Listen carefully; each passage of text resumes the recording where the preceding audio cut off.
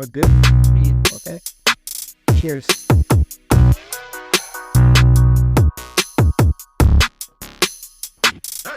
Hi everyone, my name is Francisco Lima, and I would love to introduce you guys rolling conversation. This is a new idea about how we can kind of talking about Jiu-Jitsu in the different ways. Like we're gonna talking about leadership, we're gonna talking about competition training, we're gonna talking about healthy style, we're gonna talking about so many different like subjects. I hope you guys enjoy, and I wanna give the word for my friend Natasha Dillon. Yeah, so for this first podcast, we're going to be introducing ourselves and letting you guys know a little bit more about what we want this podcast to be and all the ideas that we want to share with you and start to build this community. So Natasha, can you introduce yourself and then let everybody know a little bit about you? Yeah, so my name is Natashas Journey. I'm 23 years old, and I've been born and raised in Southern California. I'm a part-time law student. I'm a full-time law student at Chapman University. I'm just finishing up my second year. About 2 years ago, I walked into this gym and I decided to start my jiu-jitsu journey. I was very nervous. It's not something that I thought I would ever do, but I found such a wonderful community here, and I'm so excited to continue this journey with you. Awesome. So my name is Francisco Lima. I was raised and born in Brazil. I moved to California almost like 7 years ago. I have my jiu-jitsu school for almost like 2.5 years. We be really successful right here, and then really happy with all things it be happening. And after this like long, short journey, we decided like spreading more things beyond the only training, beyond like only techniques and the competition, but share with you guys a little bit more about lifestyle, mindset, leadership, community, how the class works, like everything related to jiu-jitsu. But of course, because for me that's the works, how you gonna apply in real life, right? So I hope you guys enjoy. We're gonna try answer many questions that you guys gonna have in the house. We're gonna try share everything inside of our heart, and let's get it started. Amazing. So, Francisco, tell me a little bit about how you got started in jiu-jitsu. So I started jiu-jitsu literally 25 years ago when there was 24, sorry, when there was 20s. And my dream since I was like a little boy it was like training any martial arts. And then actually in reality, my first thought was Kung Fu. But I never get literally started training Kung Fu, and then one day was driving by Gracie Barra was my first jiu-jitsu school, and then I take one class, and then I couldn't stop anymore. I love it, and I was doing this like until today for 24 years. Jiu-jitsu was like a strong tool to change my mind, like my mindset. I was like literally a shy and then no confident. I wasn't comfortable to be like around the other guys. Like if those guys was like bigger and stronger than me, and I feel like always somebody's gonna try to take advantage.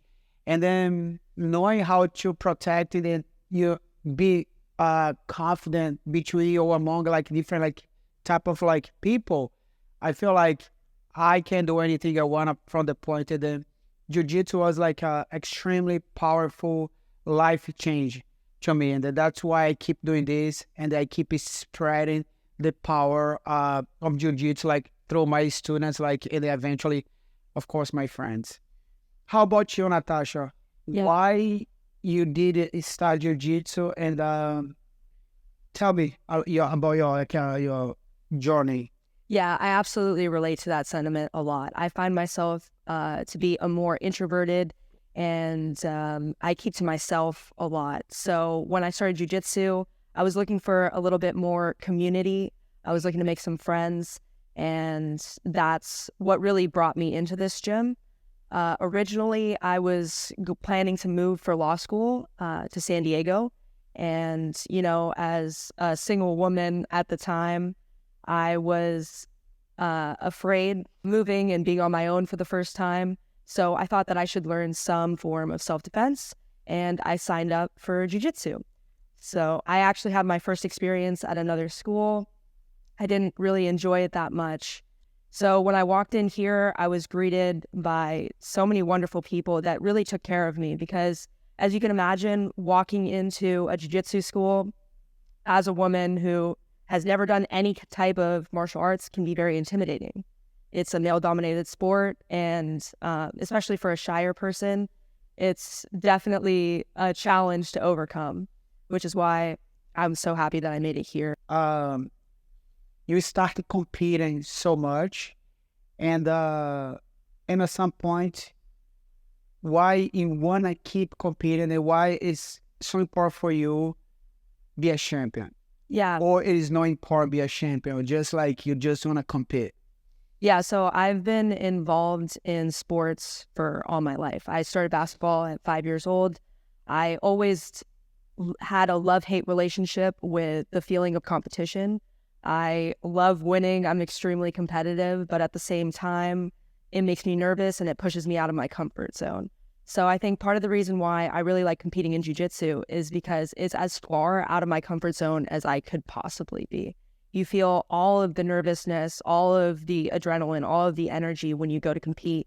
And I feel like it has helped me grow a lot as a person, and it pushes me to be more, something more. So, but it competes matter for you. Win, it's important or not? Of course, winning is important to me just because I'm a competitive person. I don't think that, I don't know, maybe it's just my personality, but I don't think anybody competes expecting to or hoping to lose. So winning is important. I don't think it's everything. I think the experience in itself is something that changes you and helps you grow, but winning is definitely important. What's changed after a competition? So fundamentally, nothing really changes after a competition, but I love the feeling of competing.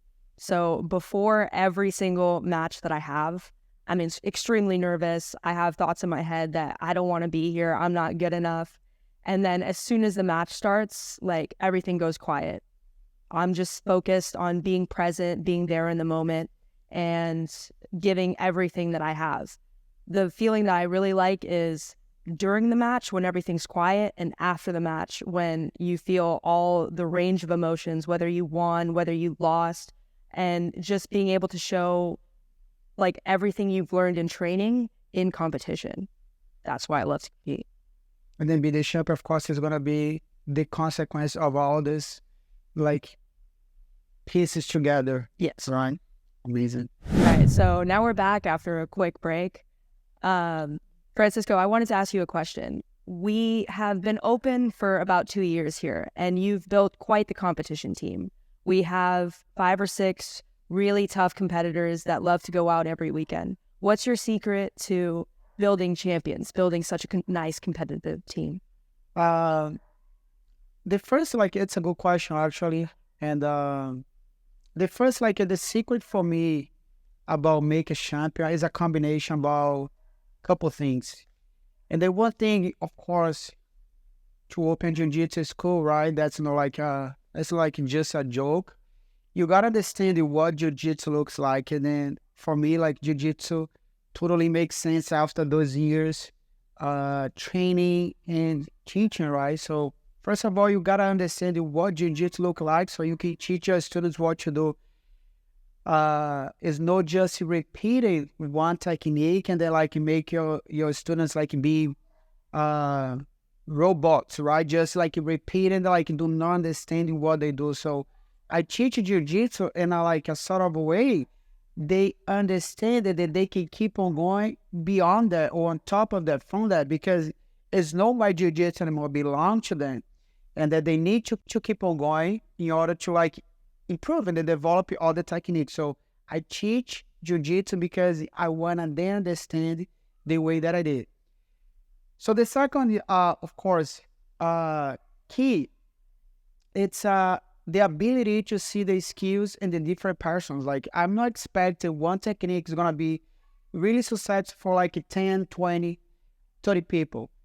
I got to see the talent and the skills for different students. Like, and then on top of that, I want to try build them a strong game, and then a strong technique, and then what kind of game is going to be developed for different like students. Like, so understand each of them as a different human beings, as a different athlete, as a different person. Change the game instead of just expect everybody's going to be successful doing the same technique.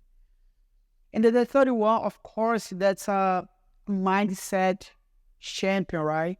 So if you don't teach your students, like, they will win because they have the power, they have the technique, they have everything to be the champion. Just teach a technique and expecting the win is not going to happen, because a competition, like just Natasha said, it's beyond like you have a competition, a technique. And behind of your head, like sometimes you don't feel you're good enough, you don't feel like you have enough techniques. The pressure of the competition, the environment is really pressured, right? It's like you feel overwhelmed. It's like so much going on. And then having this like quiet mind, like nothing's gonna like change your perspective and your understanding that you're gonna be the champion right there, because you know and that you did the work. Change the game. So I think the combination of like make your students understand Jiu-Jitsu. Second, develop a good technique for each of them based on their skills. And the third, build a strong mindset, like athlete mindset.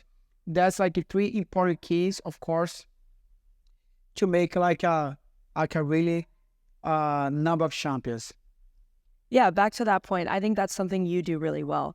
I've had a lot of different coaches over the years throughout my many sports that I've done when I was younger, and I don't think any of them has done a better job than you have at instilling a champion's mindset in your student. It goes so much beyond just the techniques that we learn on the mat. It goes into confidence. It goes into your self-belief of what you can do in the training room and how you can transfer that into the competitive mindset. So we've spoken a little bit about competition. How do you keep your non-competitive students motivated in the gym? So it's a really good question. And another thing that's happened today out there is social medias, right? That I love it. I'm no against social media at all. And I'm really happy that we have like a such a number of information come to us, and we able to develop different games, like in different styles, like even it's not your professor teach anymore, right? The only thing I understand like about social media that's whatever you're gonna consume, you gotta understand like is gonna fit to us during the training. And then what I try keep right here in my school, it's I like to teach things that works, right? I have like a strong fundamental program that I keep like teaching my students like what really to do, what to keep it, how they keep it moving, and how they keep it like learning without being overwhelmed or feel incapable to do the technique. So if you want to go for competition, it's going to be fantastic. But if you don't, you're going to be able to keep training right here because you know what to do. So sometimes like we saw so many things happen out there and then we want to do right here, and then we feel like I can't do this technique because it's really hard for me. And then that position, that point, sometimes that's what dismotivates a lot of people to keep training because they think they are not capable. So I understand everybody has different times like and a different like way to learn. So we gotta keep it teaching people in a certain way. They wanna like growing in a healthy and a strong way. And then like later on, they can wanna do anything else. So I try keeping my students motivated, not only with like simple, basic, intermediate, and advanced technique, but also helping them and then telling them, hey, everybody's able to do that. If I can do, you can do. Nothing that I can do, you cannot do. You can do anything. You just like you need to understand you're going to take a little longer or you're going to take fast because everybody's different to learn the technique. I just want to see you consistent like this outside, right? Motivation for my students. I think it's really important to they understand like they are not like a special competitor. They don't need to be a special competitor. They don't need to go for competition, but he's special as a student. And then it matters a lot to me.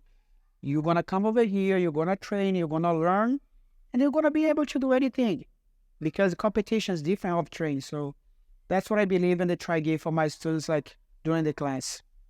Yeah, I think that's a wonderful mindset to have, especially since jiu-jitsu goes so much more beyond just competition. We are back for like a short break, and then I'm going to start like this next round. Ask Natasha. Natasha, what's jiu-jitsu look like for you in long term?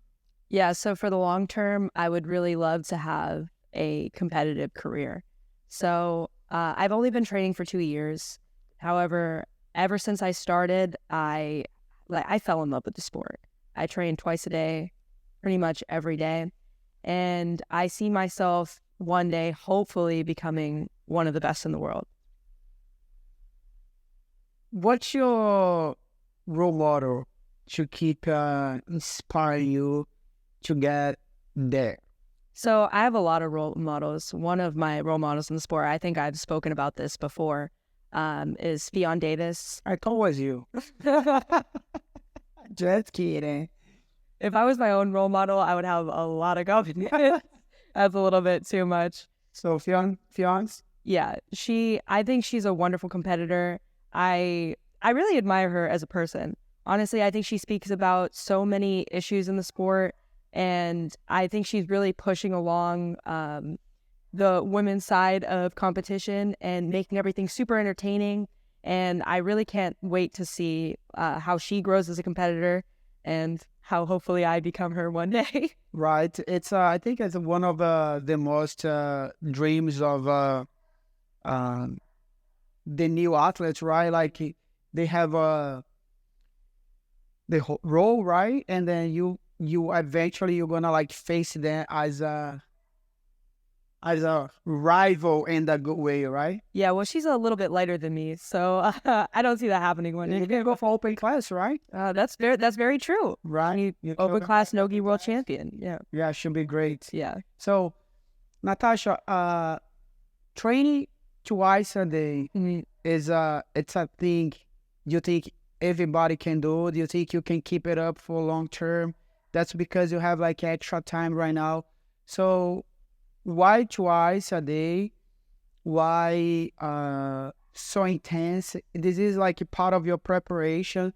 This is because jiu-jitsu like it's so fun for you. Like you don't care if you just come over here to repeat couple techniques, just like hanging out with your friends. Like what's coming behind your mind training twice a day? Tell us about like you. Yeah, so I train twice a day because I love it. Literally, it's mostly all I think about is jiu-jitsu. I wouldn't say I have the time to do it. I know that everybody has a very busy lifestyle, and you have to make time for the things that you love to do. As a full-time law student, there's a lot on my plate. So in order to be here, I have to take care of a lot of things outside so that I can make time for doing something that I love. Do I think that everybody can train twice a day, every day? No. And I don't think a lot of people want to. I think a lot of people see jiu-jitsu as a hobby, just a place where they can have fun with their friends, hang out, relax. For me, it's something that I want to do long term. It's something that I want to incorporate into a career. So I'm taking the time now and the effort now to learn as much as I can, grow as much as I can as an athlete, and see where that takes me. Amazing. I know everybody has such a time and then put it like in a work to train twice a day. I did this when they began. Of course, I was like addicted as well. But of course, like when the life starts like it goes, like we have to make some choice. But it's amazing. It's impressive. Like as a professor, it's impressive. Like to see the amount of time you put into jiu-jitsu, and as a professor, of course, and I'm telling you, you all, if you do the same, uh, doesn't have another way but succeed, right? You're gonna succeed in everything you do because you're so into, you're so passionate, you're so love, and then you put in the work. So you're just gonna go accomplish your dream, and that's what I wish for you. All right, guys. So we're going to wrap things up a little bit. We touched on a lot of topics today. We started with a little introduction about ourselves and what we want to see this podcast be. We also touched a little bit on a champion's mindset and what it's like to be in competition and what it's like to build champions on the mat. Another thing we talked about is my schedule and training here twice a day and why I like to do that every single day. And yeah, I had a really great time speaking with you all today. And thank you guys so much. Absolutely. Thank you so much, Natasha. I think we had like so much fun today with our first episode, and then I'm looking forward to many more of this. So I hope you guys enjoy, and then see you next round. Bye bye.